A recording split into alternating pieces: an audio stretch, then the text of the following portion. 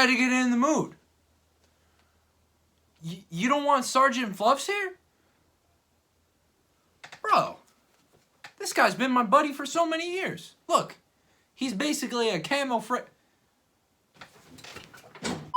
Fine. Fine. No Sergeant Fluffs. You get what you want, right? So, the Five Nights at Freddy's movie has just released, and there has been a lot of critics and fans going back and forth, people saying they don't like it, people saying it's amazing, people saying it sucked, people saying it's the best horror movie. Well, I'm here to put the end to the debate. I'm here to tell you the truth about Five Nights at Freddy's, the movie. This movie has been waiting 8 years, technically 9, to finally come. And the feelings I felt while this build-up, doing FNAF week, hearing stuff, it got me so in the mood, and it revived me as a FNAF fan, but the movie, in the end, is all that matters. So, is it good? Hold your horses. We are going to talk about its goods and bads, though. So we're going to do a non-spoiler review to start, but just to know my basings here, I'm going to review this as a film critic and also a FNAF fan. So it's going to be a mix of both, so you can see both perspectives. So though, let's start off with the no spoilers, obviously. To start, I think it's obvious, the film's atmosphere, camera angles, lighting, just the production quality is fantastic. I don't think there's any doubt on that. What they did with the animatronics, the budget and everything, how they operated this movie is incredible. Like, genuinely, they made this shit so high quality. I think Chica's in my bathroom. Anyway, they made this shit super, super high quality. And genuinely, like, at no time did I feel like it was a cheesy ripoff or anything. It didn't even feel like the other big studios tries at making a FNAF film. It felt like the FNAF film. It felt to the point.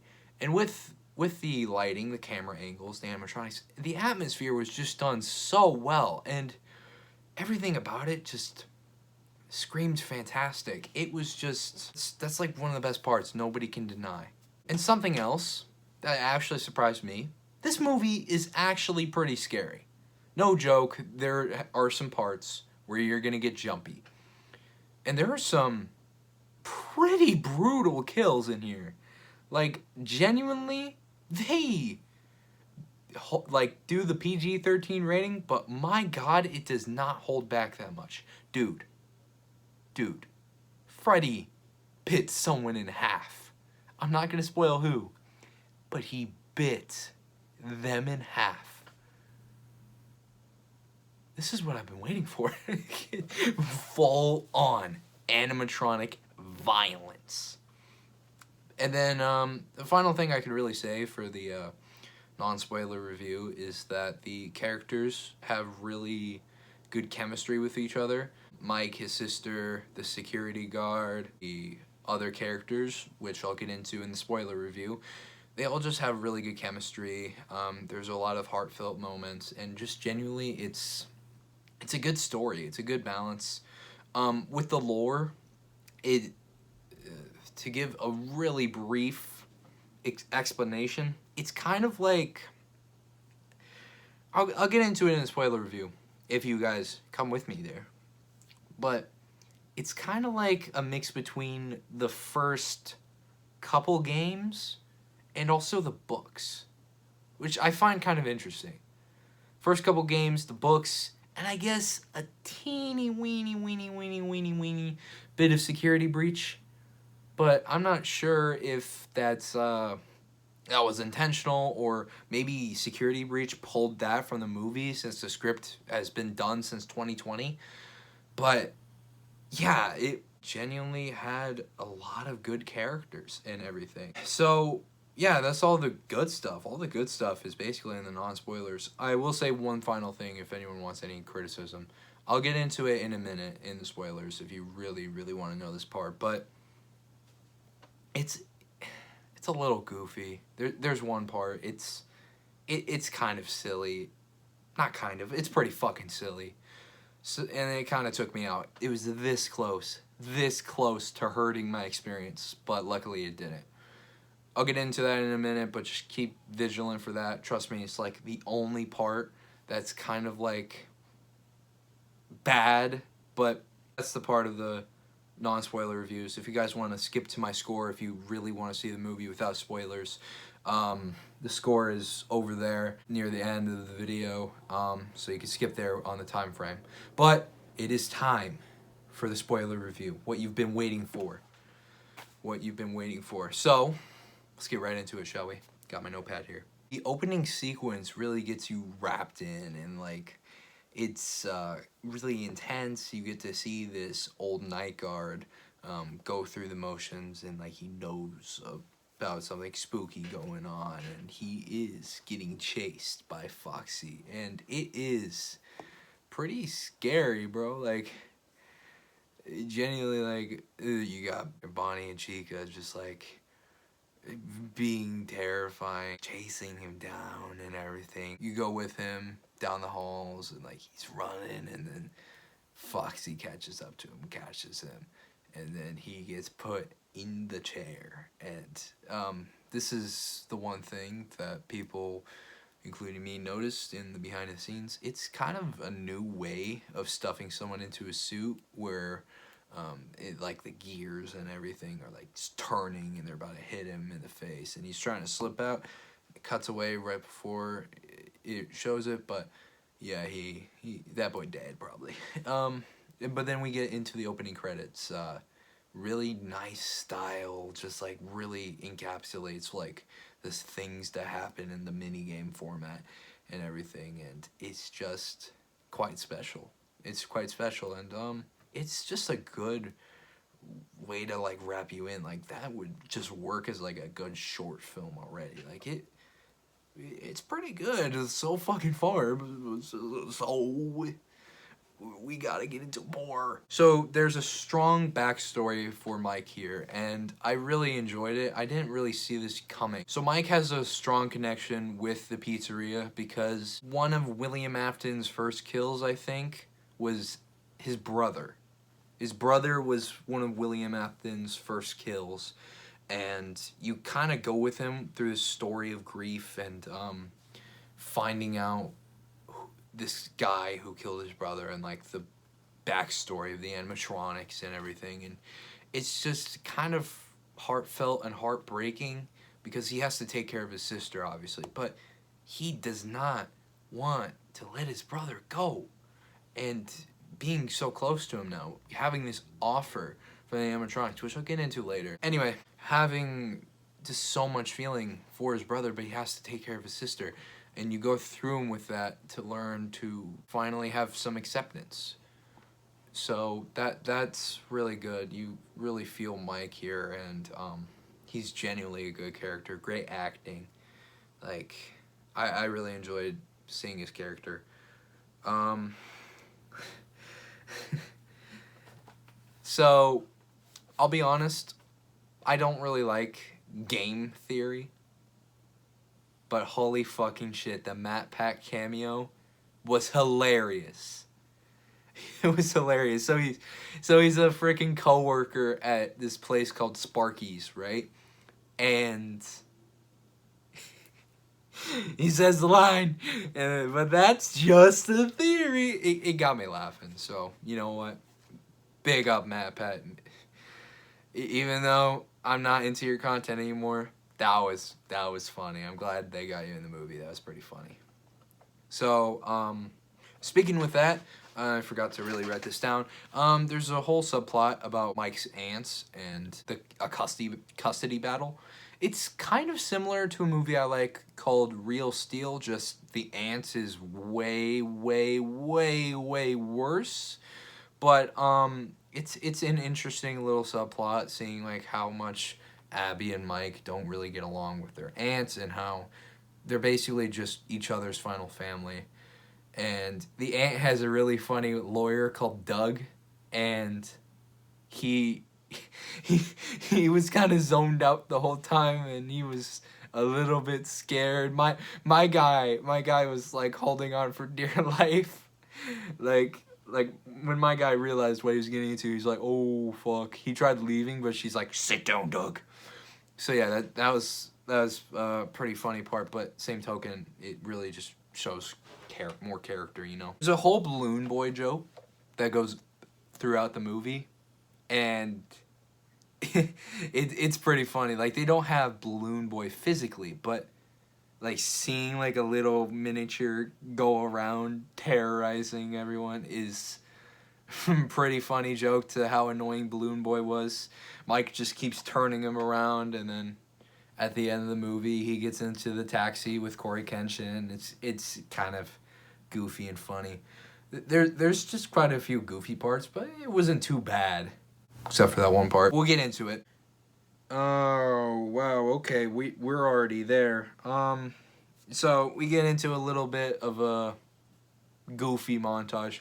Okay, I need to lay this down. I didn't really have too many notes to say because it's just kind of solid until this point. So throughout this, you go throughout the nights with Mike. The first night, where he kind of just zones out alone and kind of sees the kids for the first time. The second night, where things kind of get a little more real. Third night, when he brings his sister along with him, and he kind of finds out in the end that the animatronics are alive.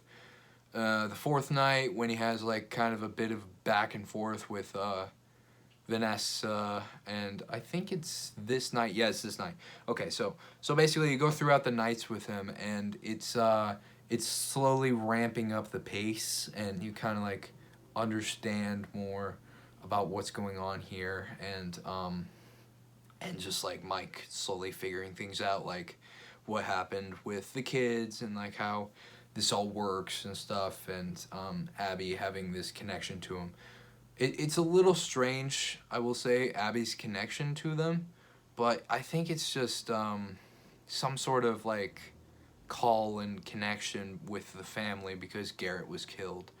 Like maybe like they kind of, the thing with Remnant and the stuff explained in the books and how like spirits are kind of interlinked, you know? So there might be like some sort of animatronic that kind of is giving these memories or visions to her about Garrett, about the kids and stuff like that. What would be interesting if Garrett might be the puppet? I know that would be off topic, but hey, this whole movie is like different, which I do really enjoy, because hey, I was correct a few months ago. It's different. It's different and it's the same, and that makes it perfect.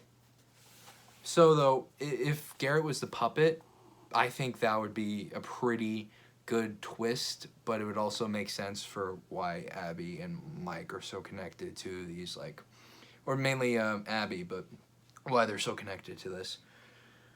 Okay, though, I got too caught up. We're gonna talk about the goofy montage. So night 4 comes along. Vanessa, Mike, and Abby are all there. They go to the animatronics immediately. They talk, and then all of a sudden, they start building a fort. So the thing about Abby is she likes making little tents, you know, like a little bit of a fort and everything to just like hang out and rest. And she says it's like camping. And like, you know, all kids do it. But for this, they start building a massive fort in the middle of the pizzeria. And for some reason, the animatronics help.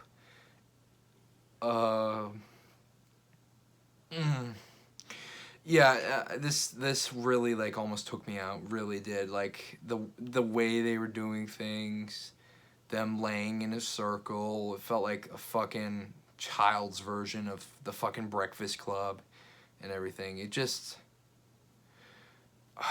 it was so close. It was so close. I was like, this movie has been fantastic, but I swear to God, if it goes downhill from here, I'm gonna be so disappointed. But fear not. It's like the only big problem. It was goofy as hell, but we straightened out. We get into one that I wrote down, but then I crossed out. I'll get into that in a minute. I thought Vanessa knows too much, right? Like, Vanessa knows too much. Like, she's a little bit too angry and, like, too forward with Mike. Like, why does she know so much? Why does she know so much information? And I thought it was just some sort of plot convenience, like a walking, talking phone guy. But, get into it in a minute. Then we have the ending during night 5. Mike is kind of in a spiral, and he just kind of wants to get this over with and everything, so he kind of makes a last-ditch effort. He calls his aunts, and he leaves for the pizzeria. He gets on his sleeping pills and goes back into the dream sequence to talk to the kids, and they make him an offer for Abby to get Garrett back.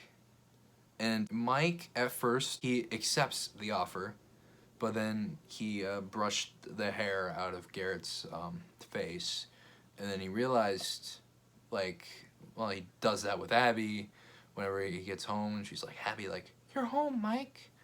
And, like, it's emotional, and he, like, realizes, well, I had something this whole time. I know we don't really talk that much, but pictures speak volume, and she always cared about me, and I care about her too. So he says no in the end, but he already made that offer, so they go after Abby, and they claw the ever-living shit out of him over and over again. Big blows, and it's like the dream sequence and reality. It's kind of like when the spirits do something, the animatronic is physically doing something. So after this, Mike wakes up into the room at where the beginning opening sequence happens, and he's about to get dispensered and clawed up by the animatronic head, or I'll just say get stuffed into the soup, but in its own way. So luckily, unlike the security guard, he slips away. He gets out of there, and he runs. But then Foxy catches up and gets him. So while this is happening, Golden Freddy has taken Abby and is going in a taxi. That's where we get our Corey Kenshin cameo. Pretty funny. And goes to the pizzeria, to which they are now going to stuff her in a suit because they want to make her like them, which Vanessa explains later.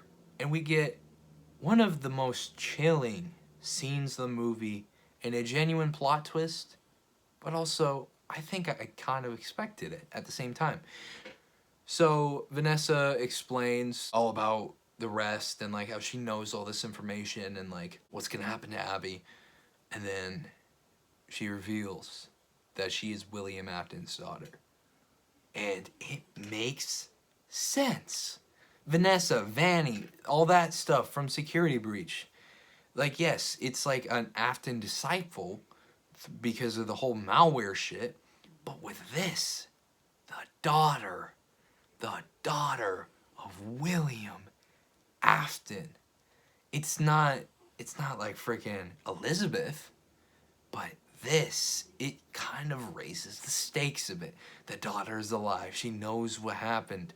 She is scared, and she has dealt with her father and all of this. She is terrified, and she tries to protect the pizzeria and everyone, and at the same time she's still in sort of commandment with her dad.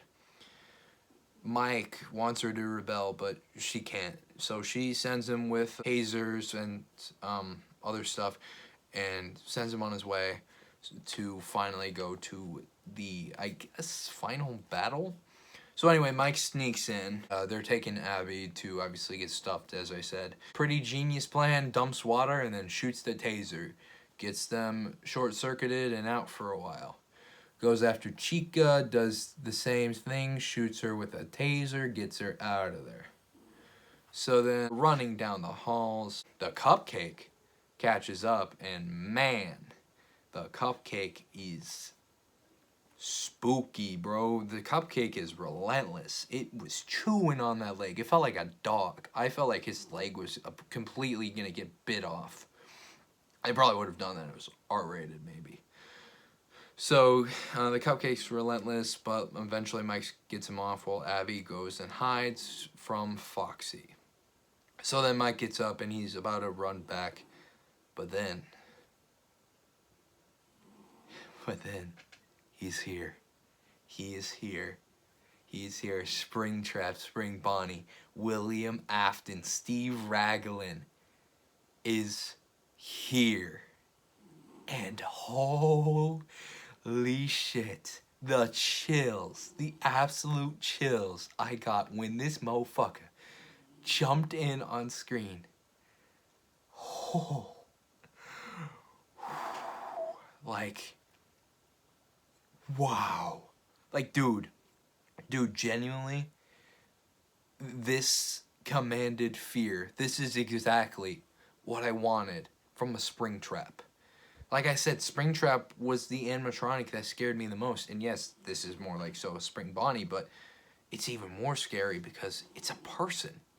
He's walking to Mike. He commands, like, big, fearsome. He literally growls. It's just like the books. I am one of them. Mike shoots the taser. He just laughs it off and, like, throws him. And he's starting to scream at him, telling him, like, I killed your brother, and now I'm about to kill you. It's perfect ceremony. I don't remember what he said. But it's insane. It is insane. The vocal performance and the movements he does. It's crazy. He is insane. He is an insane person. He is William Afton, bro. Like, holy fuck. So, he breaks down Mike, and he's about to kill him. He literally kicked my man in the face. Like, dude. He, like, massive kick with a robotic leg. Like, takes... basically fucking almost kills him.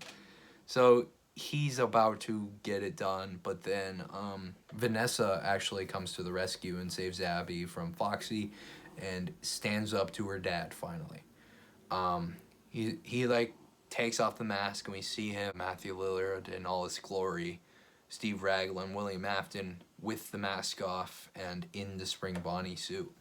And we see him confront his daughter. They have a little bit of a back and forth. Like, he's like, oh, you're not gonna shoot me. And then she shoots him and, like, shit goes down. And it's like, crazy. Like, he runs up to her, hits the gun out of her hand. While this is happening, Mike and Abby are devising a plan to get the animatronics to turn on him by showing them what Spring Bonnie actually did. Or William Afton, mainly. He is, like, relentless. He's like, you defied me. It's not like that, like, cheesy, but, like, he's like, at least they listen, you don't. And then, like, he literally deeply brings her in and stabs his own daughter. You can see the remorse on his face, though. Good acting from Matthew Lillard right there. Like, you can see the semi-remorse and, like, oh my god, I just did that? But then he just, like, snaps back and he's about to, like, get ready for the kill, but then he sees that Abby is doing something. And then he's like, what are you doing? He, like, gets mad. He's almost about to, like, run up to her. Then the lights come on to that spot with Mike turning them on, and it's a picture of Spring Bonnie killing the kids. The bunny, the yellow rabbit, killing all those kids. the animatronics, they finally turn. And this is where we get into something that I find really interesting. Yeah, I'll just say it. So they all corner him, and he starts to freak out. The cupcake jumped on him and bit that spot. Like, it was relentless. It was like holding on, and it was like moving its head, and then he rips it off. And then it happens. The spring locks go off. And I found this out recently, but it was done really well. Like, you don't scream when, like, the spring locks cut deep into you because they crush your lungs. They crush your lungs. So what happened was that of him just, like, getting that, like, his lungs being crushed slowly, the spring locks puncturing him. And what I like is it, because the cupcake bit that spot, you see, like, close up, the spring locks in action. And that is what I've wanted for so long. I want to see, like, how these things work, and it delivered. So, like, they cut deep into him, and, like, he's, like, falling back, and then, like, he's, like, he says the line. And I was like, don't do this, don't make it weird. But then I was like, I'll let it pass, it's FNAF. So he says, I always come back. And he throws on the mask, and he just takes it. He takes the spring locks. So the building is crumbling down from, I guess, just, like, kind of like the spirits, like, relenting and, like, taking him down. I think, like, the spirits, like, holding up, the only things holding up the pizzeria kind of, like, makes it crumble and everything. So they're pulling him away while Mike and Abby leave. In that scene, like I was gonna say, the spring lock scene is actually a good mix between the games and the books. Solely because the games, obviously, the ghosts were out and taking revenge. Here, they're still in the suits, but they're still out and taking their revenge on him. So he hides, and then he gets spring locked.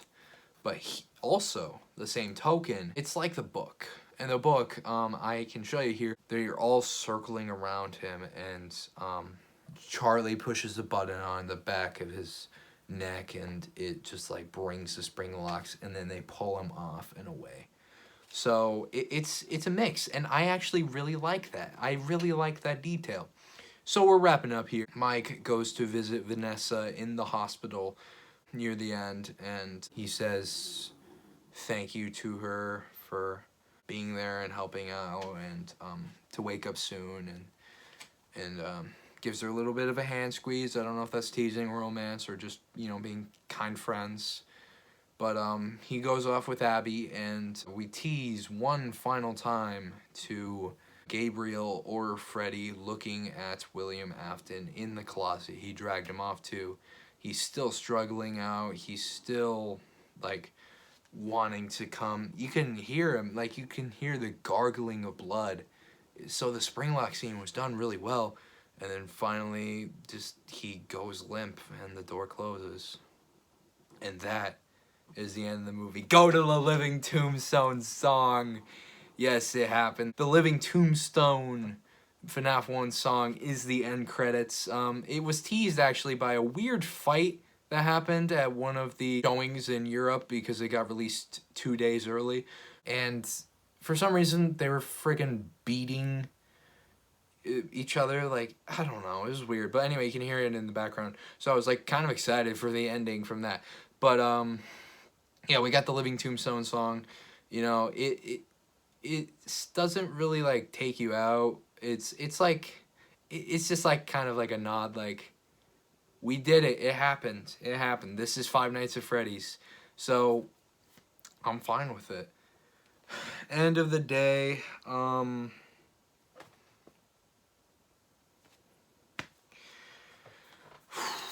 what's my score? What do I think of this movie? What do I think? Is it good? Is it bad? Is it bad? Is it good? Is the script terrible? Is the acting bad? Am I lying? What's happening here? Well, my final score is It's a 9 out of 10, baby. It was worth 8 years of waiting. Genuinely, it was worth it. And that is what surprises me most. Like, man, this thing is getting blasted by critics and fans, but it's perfect. It is perfect. It is slightly rushed. Yes.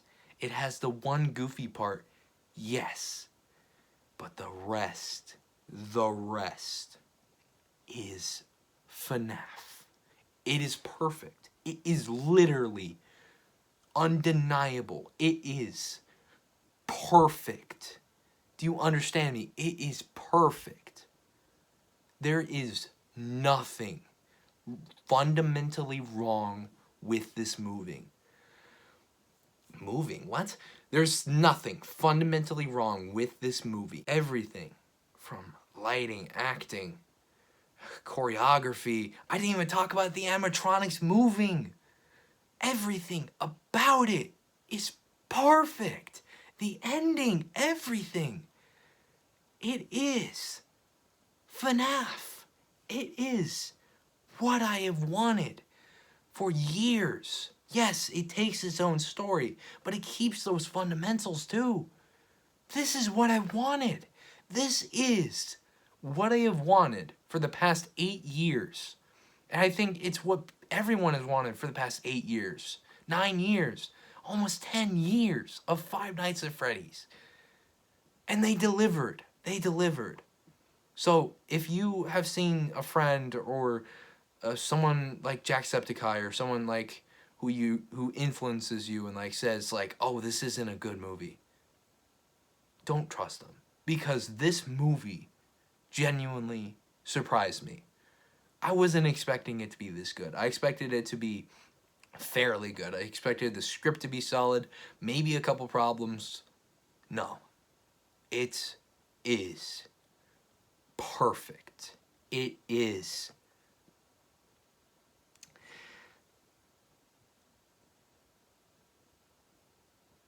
It's peak cinema. Easy enough. I mean, I didn't watch it in a cinema, but it is peak cinema. It is.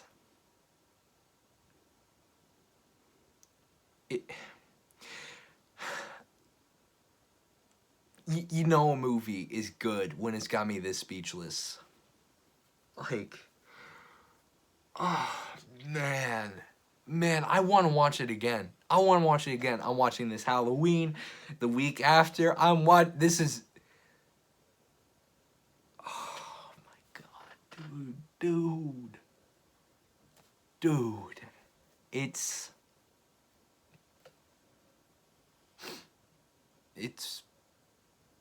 It's kind of beautiful. Like, I don't know, man. I don't know if this was like some sort of love letter from Scott Cawthon, like saying like, I'm still with you, and like, even though we had our differences, like, this is my gift to you. I don't know if this is just like a marvel that we deserve and like we have been special to get, but this movie is genuinely really fucking good. The fact that I only found two problems with it is telling of something else. Like, oh my God. I'm genuinely speechless. I don't know what else to say. Watch Five Nights at Freddy's in your local theaters, on Peacock, with friends, by yourself, with family. Watch it with your goddamn grandma. Give her cardiac arrest. Watch Five Nights at Freddy's. At the end of the day, it's a solid-ass movie. It is a 9 out of 10, and you will be smiling ear to ear almost the whole entire time. This movie is special. And that is all. I know I've pushed back my FNAF video yesterday, and I might get that out next week since it's a longer one.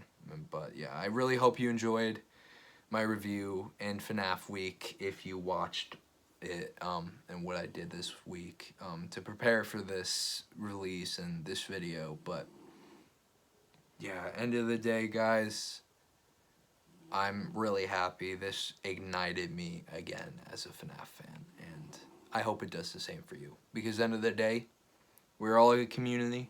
We all love video games. We all love movies. We all love, like, actors. And just, like, end of the day, there's something to love. There's something to love from this movie.